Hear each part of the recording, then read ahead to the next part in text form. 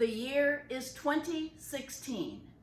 The use of the single word same starts showing up in digital communication.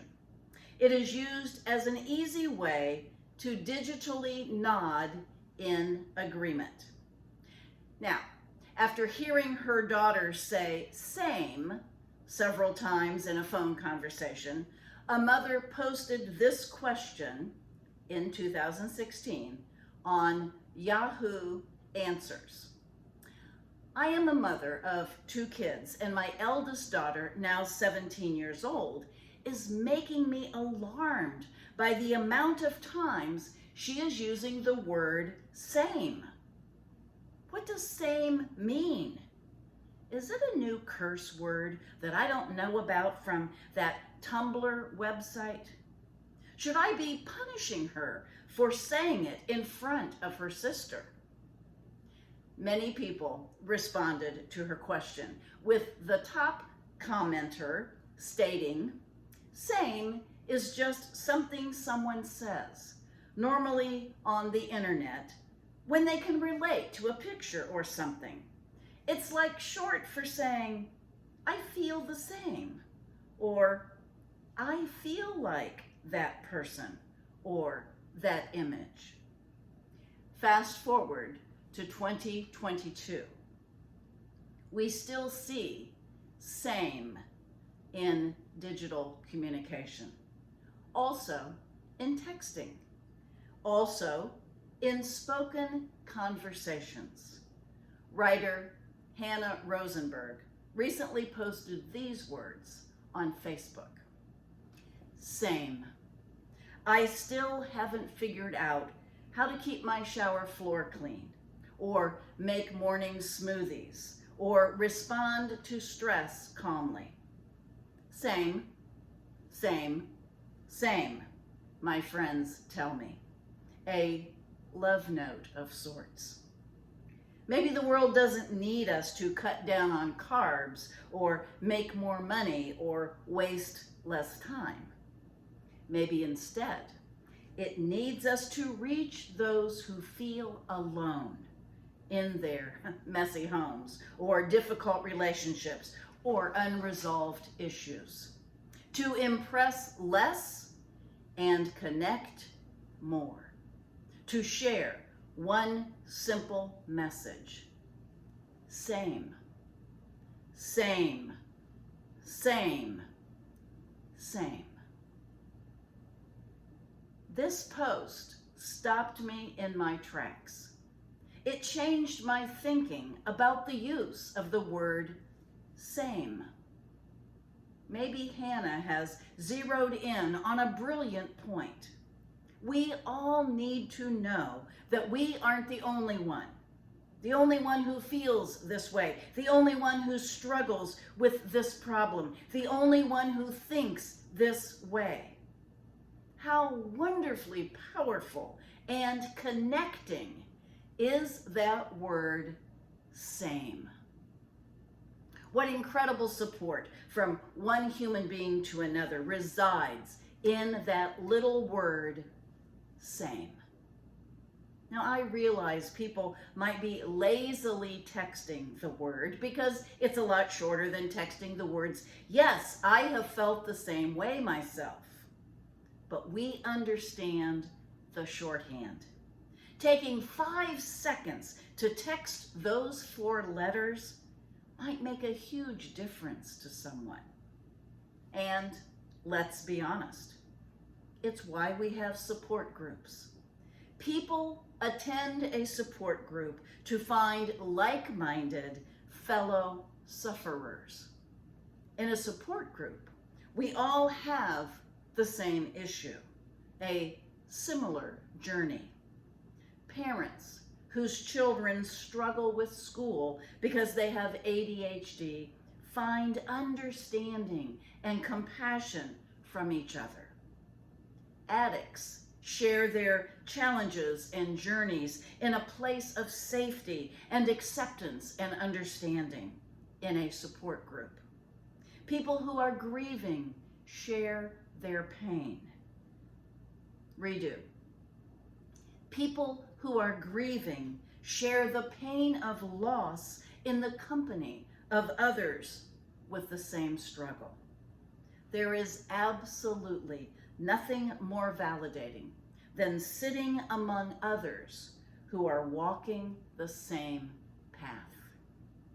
In many ways, people attend a church or a faith community for the exact same reasons. We want to share our time with people who would be likely to say same to us about some aspect of our lives. But why do we need this reassurance? Because we're human, and we were hardwired to be social creatures. We want communion with other people. We want to know that we aren't crazy or left out. When someone says same, however someone says it or acts on it, we feel more normal. We exhale and we relax a moment. Someone else feels the same way. How important that is to each one of us, no matter how old we are, no matter who we are. We are not alone in our feeling or in our struggle. As author and therapist Shannon Adler has written, one of the most important things you can do on this earth is to let people know they are not alone. Now, besides support groups, which isn't everybody's cup of tea and isn't always available, how do we hear and experience the feelings that the word same gives us?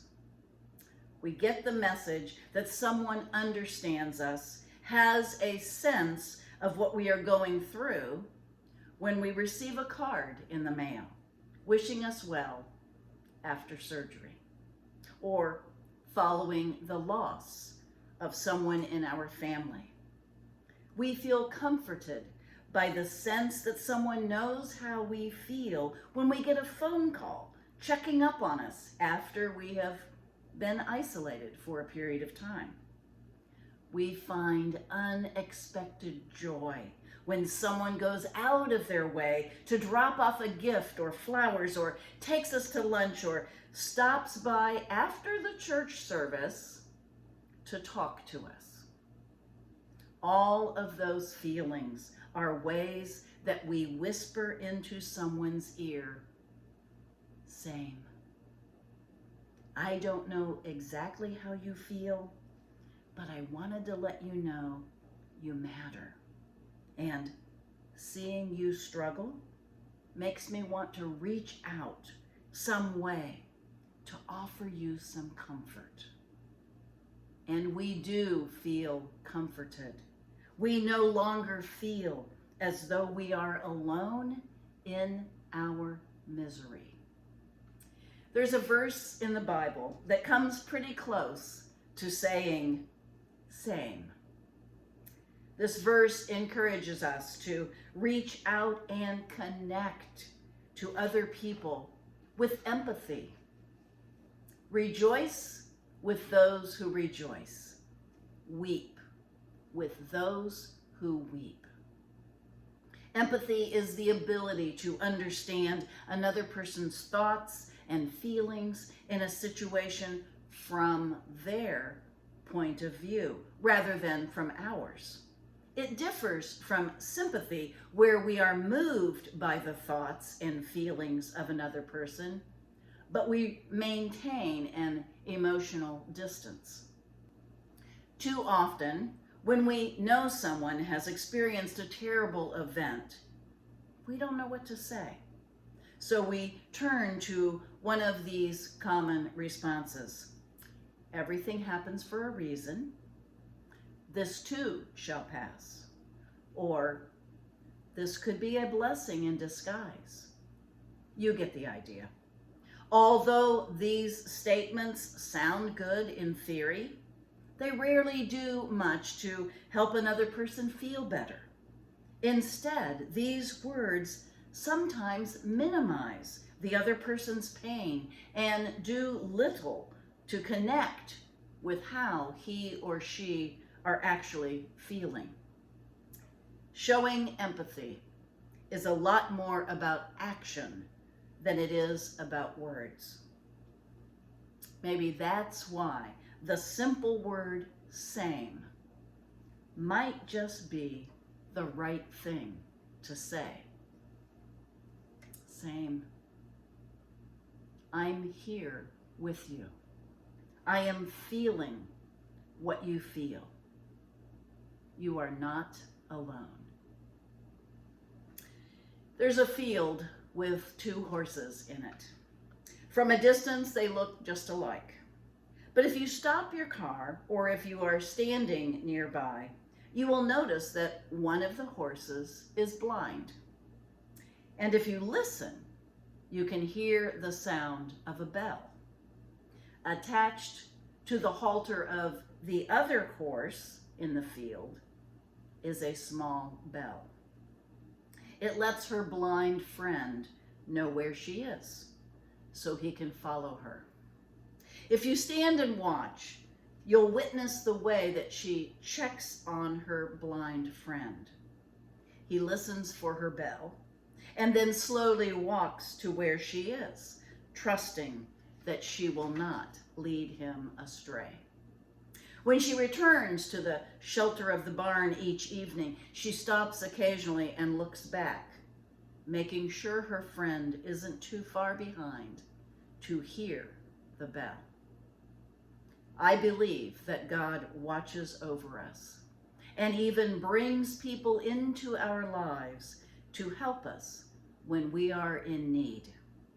Sometimes we are the blind horse, being guided by the ringing bell of those whom God has placed in our lives.